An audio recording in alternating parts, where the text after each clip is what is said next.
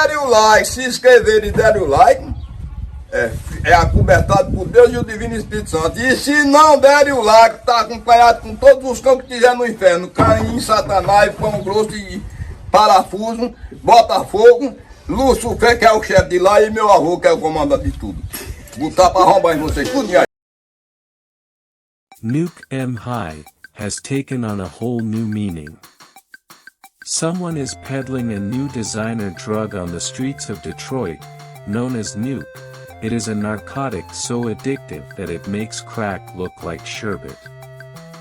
Luckily, for all those citizens of the Big D who don't like injecting chemicals straight into their jugular, RoboCop is on the case. Tinhead has found out where the evil drug lord and total nutter Kane is based. Level 1 sees Robo bashing his way into the drug factory, confiscating Nuke and liberating hostages while he's about it. This takes the form familiar to RoboCop 1 fans, with the action seen from the side. Later levels center on target ranges and puzzles. The game follows the plot of the film, covering RoboCop's memory loss, memory retrieval and final showdown with Kane, the drug pusher's brain now having been transferred into a mutated ED-209 Battleecosis, who has become known as RoboCop 2. Meanwhile, back at the factory, life is getting heavy. RoboCop moves the way a robot should, slowly. Which is very authentic but dangerous.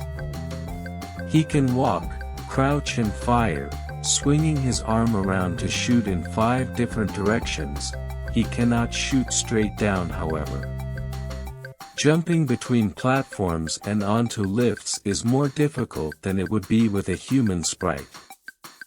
It seems OCP could only find a set of diagonally jumping motors when they knocked RoboCop together.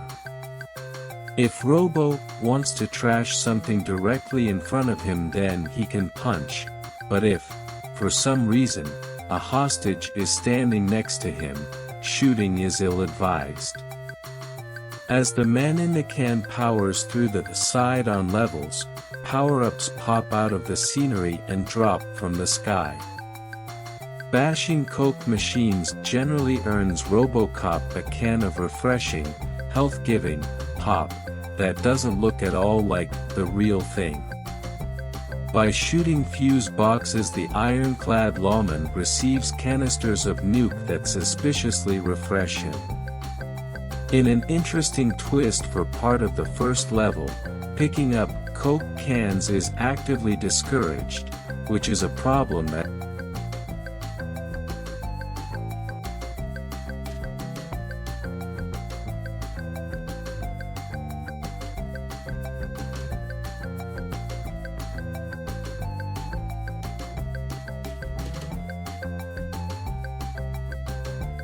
RoboCop is a tough game. The time limits are tight and the enemies are plentiful. RoboCop is as vulnerable as ever, with only 3 lives which are represented by faces. Helmeted RoboCops are lives you have left, and barefaced Murphys show the number of deaths. His energy is represented by another Coke can that gets crushed as his energy is eroded. The diagonal jumping makes life harder than it should be, but they form a constant pattern that is brought into play on the latter stages of level 1 and the other 3 sideways levels, allowing him to change direction whilst he is in flight. The graphics for RoboCop 2 are yards, nay miles, better than they were in Robo 1. Here he's large, mean and metallic. The supporting cast have a familiar look about them. The foes are reminiscent of Batman in their behavior, while Midnight Resistance overtones keep popping up. This isn't necessarily a bad thing, as they are better looking than ever before, with more deadly moves. A remixed movie tunes accompanies the game, and in the heat of battle some hefty explosions are let rip.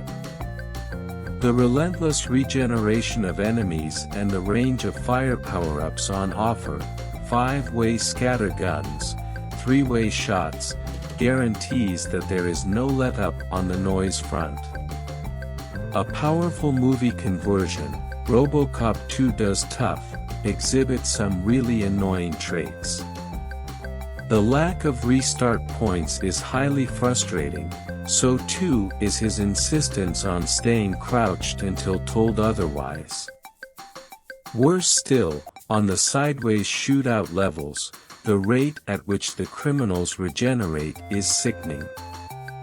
RoboCop struggles from can to can seeking out his energy, but the villains are replaced almost instantly. Logically, RoboCop should suffer no damage from touching felons. If anything, they should die.